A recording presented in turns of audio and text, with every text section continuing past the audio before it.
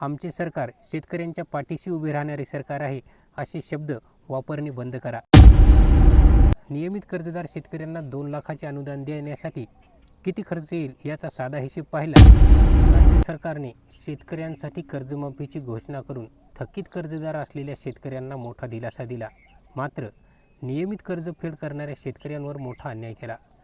नियमित कर्जाची परतफेड करणाऱ्या शेतकऱ्यांना फक्त 50,000 आणि कर्जाची परतफेड न करणाऱ्या शेतकऱ्यांना 2 लाख रुपये हा कुठला न्याय झाला।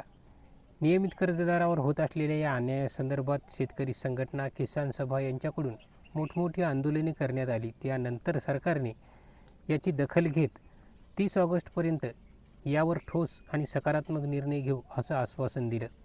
राज्य सरकारला सध्या नियमित कर्जदार शेतकऱ्यांना 2 लाखाचे अनुदान देण्यासाठी किती खर्च येईल याचा साधा हिशेब पाहिला तर राज्यामध्ये सध्या जवळपास 23,50,000 नियमित कर्जफेड करणारे शेतकरी आहेत।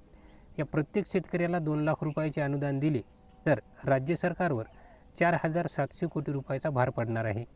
यात राज्य सरकारने या अगोदरच या शेतकऱ्यांना 50,000चे प्रोत्साहन देण्याचे ठरवलेले आहे। त्यामुळे यातील पुन्हा 1 ते 1,500 कोटी रुपये कमी होऊ शकतात। एकंदरीत पाहिलं तर 3, 3.5 किंवा 4,000 कोटी रुपये सरकारला अतिरिक्त लागू शकतात।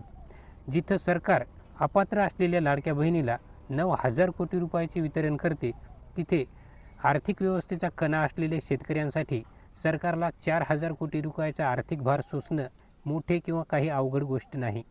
तेव्हा सरकारला विनंती आहे की येत्या मंत्रिमंडळ बैठकीमध्ये नियमित कर्जदार शेतकऱ्यांसाठी 2 लाखाचे अनुदान देण्याचा निर्णय घ्यावा आणि शेतकऱ्यांवर झालेला अन्याय दूर करावा। अन्यथा आमचे सरकार शेतकरी हिताचे सरकार आहे किंवा आमचे सरकार शेतकऱ्यांच्या पाठीशी उभे राहणारे सरकार आहे असे शब्द वापरणे बंद करा। ही माहिती इतर शेतकऱ्यांपर्यंतही पोहोचवा। पुन्हा भेटूत नवीन माहितीसोबत। धन्यवाद।